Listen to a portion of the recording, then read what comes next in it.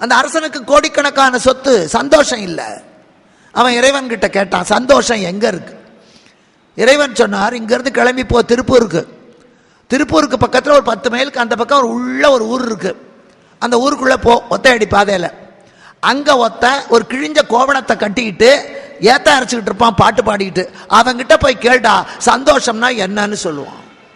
ராஜா போனா ஒத்தையடி பாதை, அங்க போனா ஒருத்தன் ஏத்தம் இறைக்கிறான். ஏற்றம் இறைக்கிற போது அவன் கட்டி இருக்கிறது கோவணம். அந்த கோவணமும் பின்பக்கம் கிழிஞ்சு கிடக்கு, ஒரு அழுக்கு கோவணம். ஆனந்தமா பாட்டு பாடிக்கிட்டு சிரிச்சுக்கிட்டே ஏற்றம் இறைக்கிறான். இந்த மகாராஜா போய் கேட்டார், ஏப்பா இவ்வளவு சந்தோஷமா இருக்கியே? ஆமா, நான் ரொம்ப சந்தோஷமா தான் இருக்கேன், எனக்கு சுமையே இல்லை.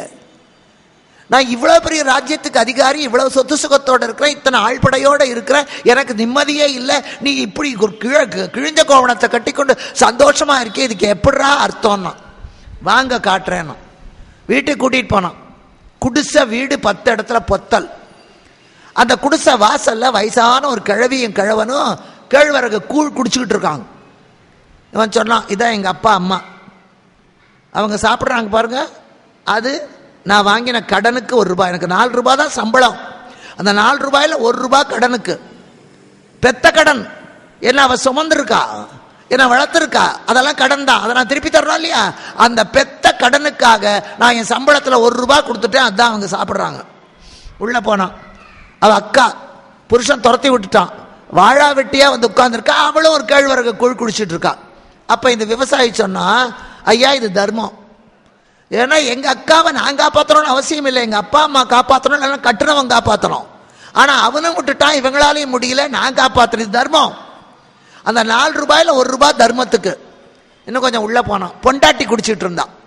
ஐயா இது கடமை, பஞ்ச காலத்துல என் பெண்டாட்டி பிள்ளைய நான் தான் காப்பாற்றணும், பக்கத்து வீட்டுக்காரன் வந்து காப்பாற்ற மாட்டான், அதனால அவளை நான் காப்பாற்ற வேண்டியது கடமை, கடமைக்கு 1 ரூபாய்.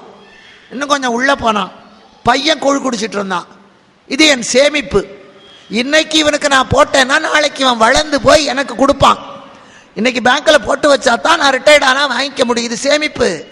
நான் சம்பாதிக்கிற 4 ரூபாயில 1 ரூபாய் கடனுக்கு, 1 ரூபாய் தர்மத்துக்கு, 1 ரூபாய் கடமைக்கு, 1 ரூபாயை சேமிச்சு வைக்கிறேன். எனக்கு என்னையா கவலை?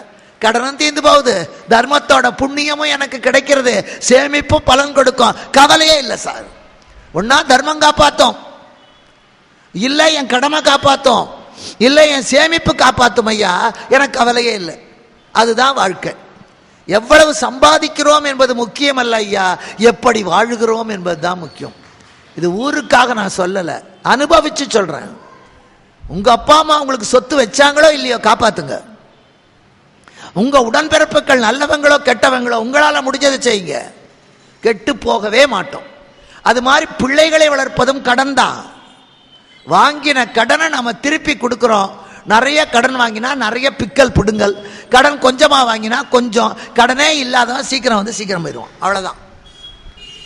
பிறந்து 10 மாசத்துல செத்தா அது ஒரு ஞானியோட ஆத்மா, அவருக்கு இந்த உலகத்தில் அவ்வளவுதான். நாம 150 வயசு இருந்தா புண்ணியாத்மா இல்ல, மகாபாவின்னு அர்த்தம். நம்ம சேர்ந்தவனெல்லாம் செத்து போய் பார்க்கிறவனெல்லாம் இது உட்கார்ந்துருக்கு பாரு கிழக்கோட்டம், எல்லாரையும் முழுங்கிவிட்டு இத்தனையும் வாங்கிக்கிட்டு நம்ம வாழறோம்னா அவ்வளவு பாவம் பண்ணியிருக்கோம்னு அர்த்தம். அதனால ஆயுசு நிறைய இருக்கிறவன் புண்ணியவானும் அல்ல, அல்பாயுசுல போறவன்